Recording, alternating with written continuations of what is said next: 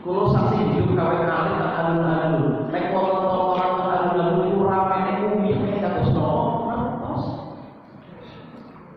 Dalu konser berisa tapi sama si sholat bisa. Ya paling kowe tau. Ini kebetulan parkirnya kan halaman masjid. Ini tuh jamaah sebentar. Tapi nek parkir motor konser alun-alun, masya Allah. Berhasil dicetak. Maka Bapak dan Ibu sekalian berhati-hati dengan kehadiran mereka dan penyesalan mereka terhadap keluarga kita, bahkan terhadap diri kita sendiri, dan kita selalu mohon kepada Allah Subhanahu wa taala bahkan sampai akhir hayat hidup kita jangan sampai setan itu datang. Tapi gimana lagi? Pasti setan akan berusaha sekuat tenaga untuk mendatangi kita dan keluarga kita. Ya, kita lihat. Ini tanggal berbicara kita lah. Jam 7. Jam 7 saya juga ada pengajian kita. Ya, kita lihat. Setan itu sebagai musuh manusia yang paling nyata. Dia akan selalu datang. Tujuannya bukan untuk mendatangkan kebaikan kepada kita, tapi menimbulkan keburukan. Keluarga yang bersatu, setan tidak akan keluar dari rumah seorang hamba sebelum dia memisahkan antara suami dan istri dan anak-anaknya. Banyak yang terjadi kayak gitu, Pak. Ibunya tukar karo, bapaknya ibunya aku tukar karo, nah, ibunya bapaknya aku karo anaknya tukar karo, anaknya. Kan nggak begitu? Ini pola setan. Setan tidak bakal senang ketentraman kebahagiaan hidup di alam orang dengan sebagai kaum muslimin. Maka dalam sebuah hadis dari Jabir bin Abdullah radhiyallahu taala anhu, beliau mendengar Nabi sallallahu alaihi wasallam bersabda, silakan dilihat tulisannya, seandainya ada yang keliru bisa dibetulkan. Inna syaitana, sesungguhnya syaitan yang dulu akan selalu datang hadir ahadakum kepada salah satu di antara kalian, 'inda kulli syai'in min sya'nih, pada setiap keadaan. 'Inda ketika, kulli setiap syai'in sesuatu, min dari sya'nih keadaan. Maksudnya singkatnya pada setiap keadaan. Pas panjenengan lagi sukses, setan datang. Pas jenengan lagi bangkrut, susah, setan datang. Pas jenengan lagi rajin ibadah, setan datang. Pas jenengan lagi rajin maksiat, setan tetap datang. Pas jenengan lagi sehat, setan datang. Pas lagi jenengan gerah, setan datang. Pas jenengan lagi gesang urip dunia, kasih nom, setan datang. Pas jenengan lagi apa? Cengep-cengep, enggal setan, setan datang. Maka dia akan datang. Pas lagi kaya, setan datang kepadanya. Jenengan sugih sekarang Gusti Allah, bukan karena dengan sholat, tapi karena dengan pinter memang dagangnya. Akhirnya dia bakal mengatakan, iya, ujar dia yang sholat biasa baik ya, tapi dari yang sugih itu rezeki ini bukan dari Allah. Setan datang kepadanya. Karena Allah juga mengatakan begitu, innama utitu ala ilmin indi. Aku itu punya harta itu sebabnya pinter, bukan sebabnya apa? Allah bukan, tapi sebabnya setan berhasil. Tapi pas lagi bangkrut, setan datang. Pak, jangan ucapnya sholat dia rajin, sholat malam rajin, sholat rajin, jangan apa? Setan mengganggu, sholat bareng Pak, tengah mari munyo, mari dulu. Akhirnya apa? Betul dikatakan manusia, ya, wali-walinya setan ngajak dia ke gunung Rumus. Nomor gunung Rumus untuk melakukan ritual ini dan ritual itu, ya, ikut ritual pesugihan yang dagang itu apa? Pelak, pamarisan, macam-macam lah. Pas panjenengan lagi sehat, setan datang dengan diskusi sehat ya, Masya Allah. Akhirnya dia muncul, ada penyakit muncul. Pas lagi meriang, setan datang kepada apa dengan meriang? Ya, sebab kakek pengajian dengan meriang pengajian. Artinya itu kemarin pengajian orang seneng ya Pak ya. Ini setan sih, ya. Masya Allah. Tapi mau tetap itu sudah sampai mau, ya.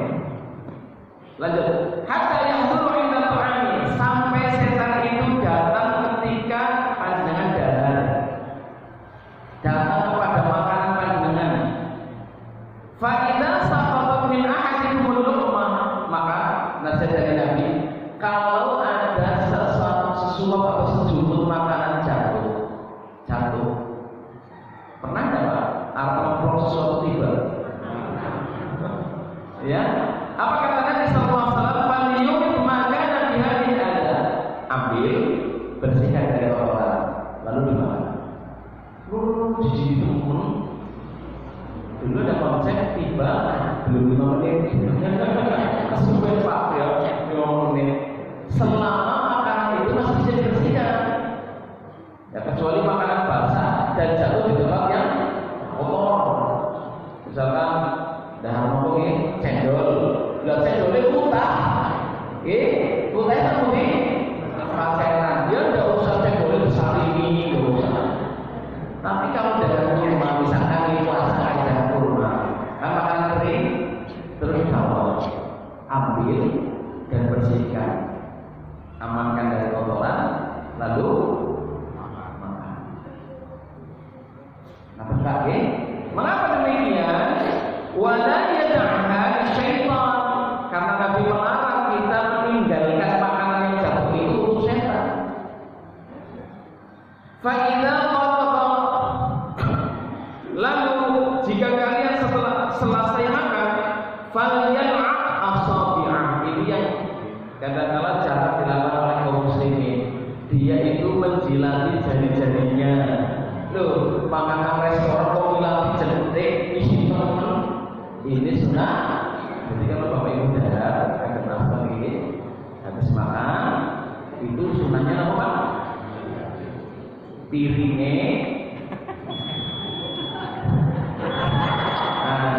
Harus juga apa tadi? Jadi mau kayak yang geragas ini bukan masalah geragas atau tidak beretika. Kalau memang masih ada sisa-sisa makanan di tangan, kita jilati. Atau dibagi, Pak Lampung jenengan masa sirisi jilat tangan sendiri. Mungkin ada bisa ceker jilat, ceker ayam kok. Dokter baru banget lagi ceker ayam. Gila apa dokter? Ceker ayam sirinya dikit di bawah, dikit di masak jenengan nyokot ceker ayam. Dokter baru banget ceker ayam. Siapa di antara bapak yang belum pernah dalam ceker ayam? Pernah semua ya? Saya sendiri kan semua. Nah, maka kata Nabi sallallahu alaihi wasallam, "Falyal'aq asabi'akum," maka jilatilah jari-jarinya. Fa innahu, karena sesungguhnya la yadri, seseorang tidak tahu ilaihi ta'ati, pada makanan yang mana takul barokah, yang memiliki barokah. Jadi itu berkah. Enggak usah isin-isin di walaupun makan di restoran bintang 7,5 silakan saja. Jangan pakai tangan, enak saja. Ini mau dengan yang bayar sendiri kok, gak usah malu. Baik. Bahkan setan akan hadir dan mengganggu di saat kematian seseorang. Ingat, di saat kematian itu endingnya apa? Saya tanya, ending atau akhir kehidupan manusia? Saya tanya, kepingin husnul khotimah atau su'ul khotimah? Nopo sih husnul khotimah?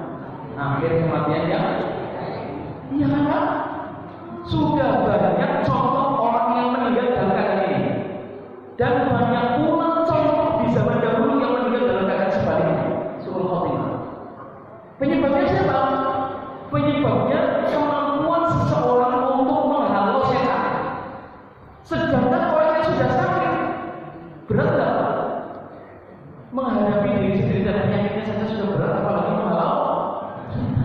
Maka menghadapi setan itu bukan nanti saja ketika mau mati, mulai dari sekarang, Pak. Kuatkan iman kita. Insya Allah ketika kita sudah tidak bisa apa-apa, iman yang kuat akan gampang menghalau setan. Dan itu terjadi kepada seorang ulama bernama Imam Ahmad bin Hanbal rahimahullah taala. Ketika Imam Ahmad bin Hanbal itu sedang sakit keras, sedang apa? Sakit keras. Dan beliau didampingi dihadiri oleh orang yang bernama Abdullah yang membawa sebelas kain untuk mengikat janggutnya yang panjang. Dan hampir-hampir setiap waktu Imam Ahmad bin Hanbal itu pingsan,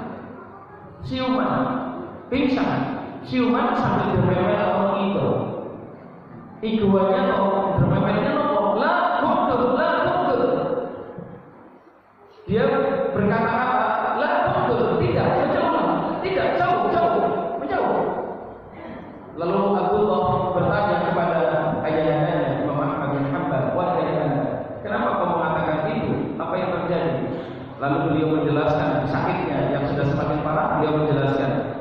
syaitana qa'imun bihadani, setan itu berdiri di sampingku, adin ala ananihi, sambil menggigit jarinya. Seolah-olah iblis atau setan itu merasa sedih dan putus asa karena sudah tidak bisa ganggu siapa? Imam Ahmad, seorang ulama terkemuka. Dia mengatakan, aku kehilanganmu, aku kehilanganmu. Ya Ahmad, wahai Ahmad, di bawah itu, ya, di bawah. Ya Ahmad, huttani, aku kehilanganmu, aku kehilanganmu. Apa maksudnya? Dia merasa sudah tidak bisa mengganggu siapa? Karena kehidupannya Ahmad. Jadi Imam Ahmad bin Hanbal itu disangka-sangka oleh siapa? Tujuannya apa? Dosa yang bisa dilakukan oleh manusia tanpa menggerakkan tangan, tanpa menggerakkan kaki, tanpa menggerakkan mulut, tanpa berbuat maksiat dengan mata. Maksiatnya dengan apa? Nah, supaya Imam Ahmad punya dosa-dosa ujub. Wahai Ahmad, aku kehilangan, aku sudah bisa berdoa. Oh, hebat cara dipuji-puji supaya Imam Ahmad di dalam hatinya apa? Ya jelas nyongkok. Hati-hati Pak. Kalau panjenengan ibu bapak-bapak, kita semuanya yang ada di sini, ada sifat ujub itu dosa yang diinginkan oleh iblis ketika seseorang mau mati. Itu dosa yang cukup membuat masuk neraka untuk menemaninya di sana.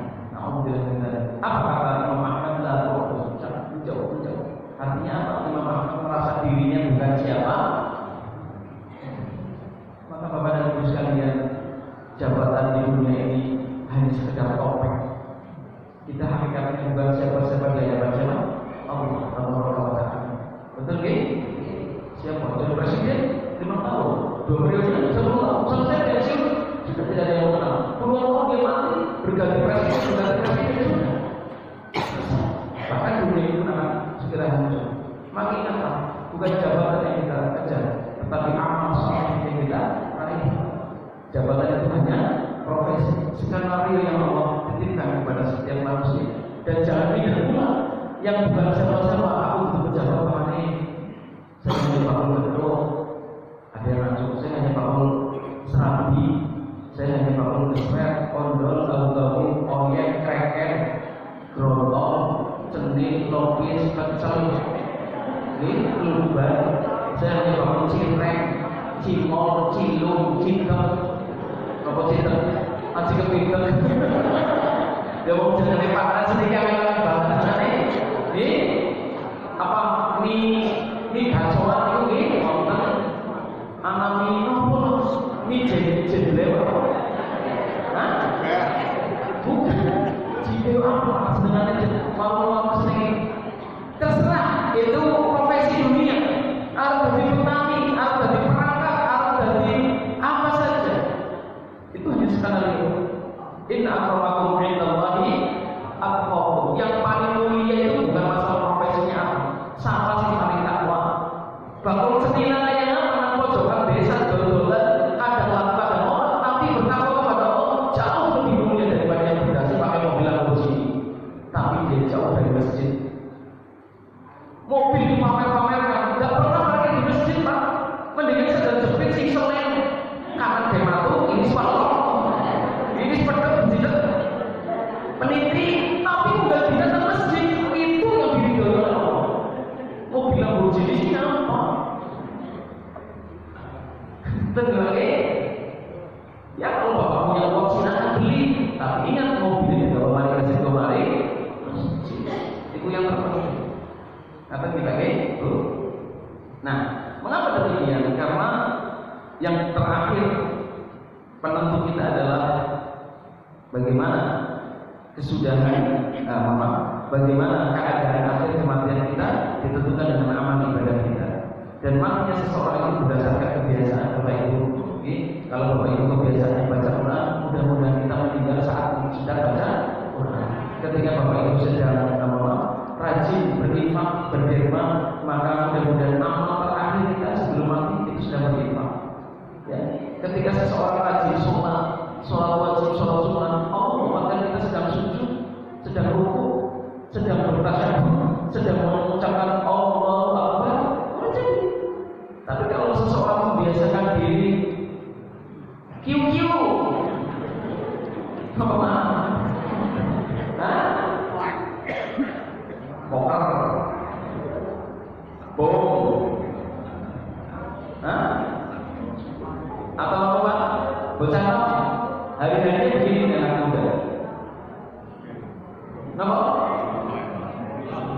Anak gadis.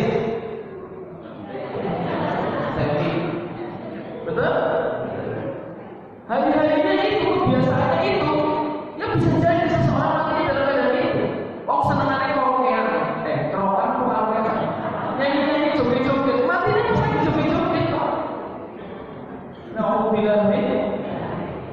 Apakah kita akan mati dalam keadaan seperti itu? Padahal Nabi SAW sudah mengingatkan, wa innamal a'malu, sesungguhnya nilai amal itu bil khawatimi, ditentukan dalam keadaan akhirnya. Maka mintalah perlindungan kepada Allah Subhanahu wa taala dari gangguan setan, supaya hadirnya setan di penghujung kematian kita itu tidak terjadi, dan kita meminta perlindungan kepada Allah darinya, dari segala keburukan setan dengan memperbanyak doa. Salah satu di antaranya doa ini jangan ditinggalkan, ya, doa setelah tasyahud akhir sebelum salam.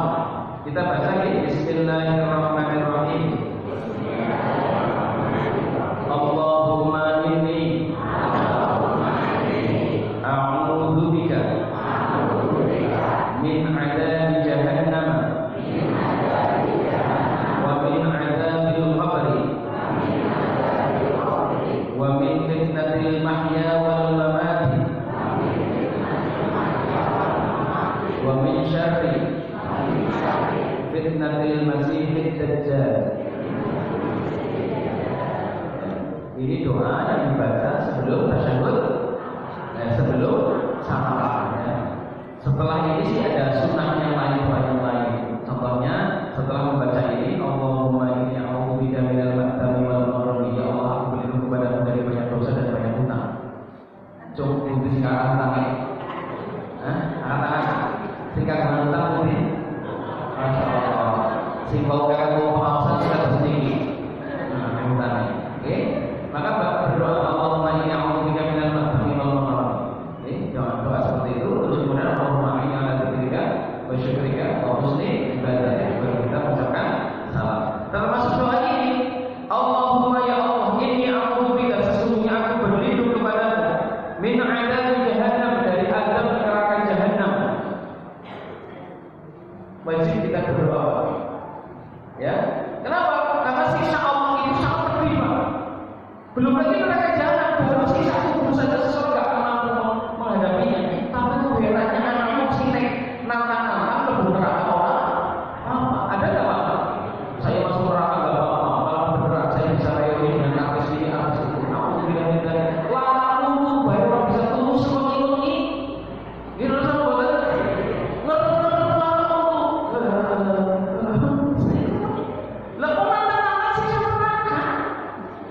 kusine bengkak, bibire sanyawan, gowengen, ibu sirai, mumet, beyeke, pegel, anak onglamu, takluk, emang bang, sangat kejepit, apa? Itu sama buatan mau nantang susah, makanya kita wajib minta perlindungan kepada Allah dari siksaan yang berat ini. Wa min 'adzabil qabr, dan dari siksa kubur. Siksa kubur ada. Makanya kita tidak soal murah, tapi kita hanya percaya kepada dalil. Ya, terutama dari bimbingan Nabi Sallallahu Alaihi Wasallam. Ketika menceritakan adanya siksa kubur, ini sepenuh hati bahwa ada siksa kubur. Kita saja yang tahu dan tidak mendengar.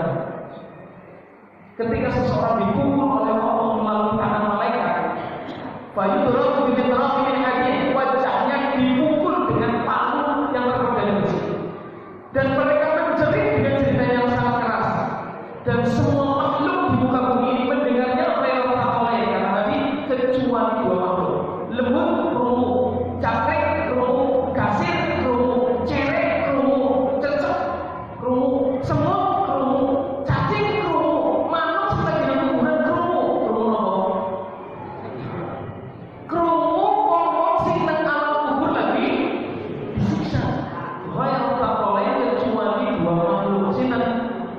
Jin dan manusia. Kenapa? Karena mereka mukallaf, yakni makhluk yang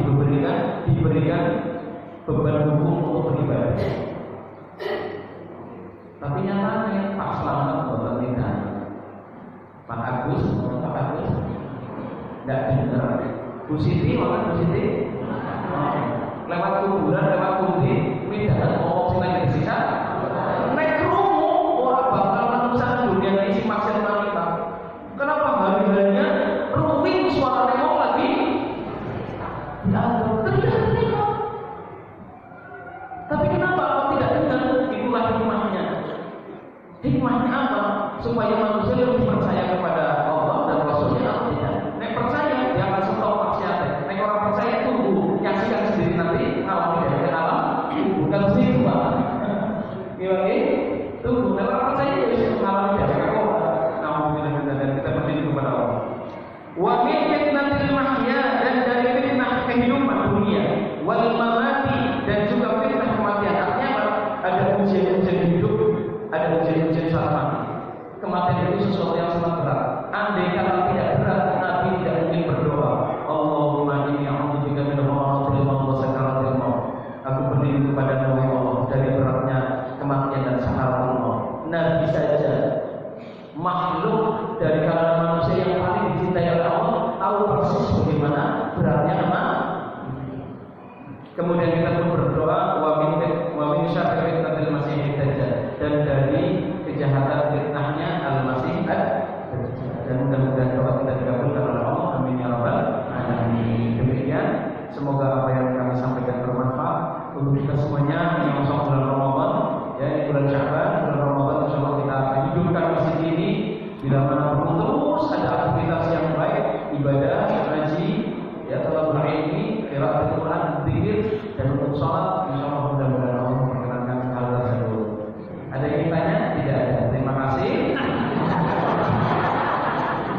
Kemudian kalau kita mau sih,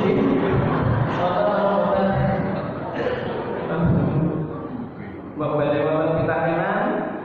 Selama saya bisa jawab, saya jawab. Kalau tidak, jadi PR. Oke, monggo. Sampai jelas, fokus pada.